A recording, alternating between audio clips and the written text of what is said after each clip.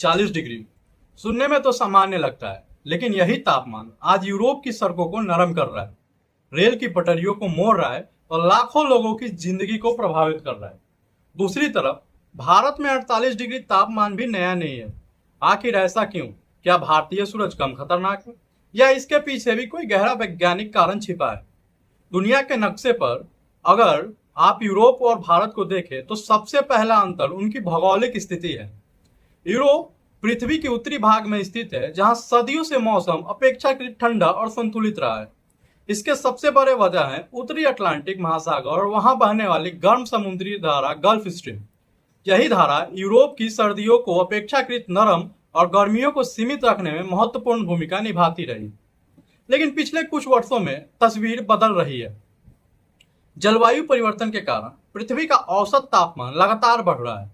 वातावरण में carbon dioxide और अन्य ग्रीन हाउस गैसें गर्मी को बाहर जाने से रोक रही है। इसके साथ ही कई बार यूरोप के ऊपर हीट डोम बन जाता है। इसे ऐसे समझिए जैसे किसी बर्तन पर ढक्कन रख दिया जाए, गर्म हवा ऊपर नहीं निकल पाती है और कई दिनों तक एक ही जगह फंसी रहती है। हर दिन सूरज धरती की ओर गर्म करता है, लेकिन रात में भी तापमान पर्याप्त नहीं गिरता है, इसलिए गर्मी लगातार जमा होती जाती है। यहीं से समस्या शुरू होती है। यूरोप की अधिकांश सड़कें, रेलवे ट्रैक और इमारतें इस तरह की लगातार 40 से 45 डिग्री गर्मी के लिए डिजाइन नहीं की गई थी। कई जगह डामर नरम पड़ जाता है, रेल की पटरियां फैल जाती है, बिजली की मांग अचानक बढ़ जाती है और स्वास्थ्य सेवाओं पर भारी दबाव आ जाए। अब भारत की ओर आइए तो भारत की ओर देखते हैं हम लोग कि भारत की जलवायु मुख्य रूप से उष्णकटिबंधीय और उपोष्णकटिबंधीय है। यहाँ हर साल अप्रैल, मई और जून में भीषण गर्मी पड़ती है। राजस्थान, दिल्ली, बिहार, उत्तर प्रदेश और मध्य भारत के कई हिस्सों में 45 से 48 डिग्री 3 दशकों तक दर्ज होता रहा है। इसलिए भारत ने समय के साथ खुद को इस मौसम के अनुसार ढाल लिया है।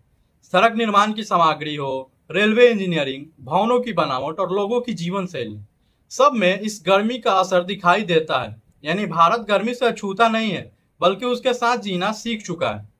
लेकिन इसका मतलब यह बिल्कुल नहीं है कि भारत सुरक्षित है। भारत में भी हर साल हीट वेव से सैकड़ों लोगों की जान जाती रही है।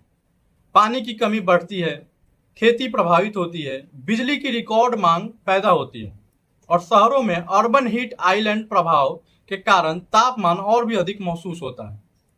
इसलिए यह कहना कि यूरोप 40 डिग्री में पिघल गया और भारत 48 डिग्री में भी ठीक है, पूरी सच्चाई नहीं है।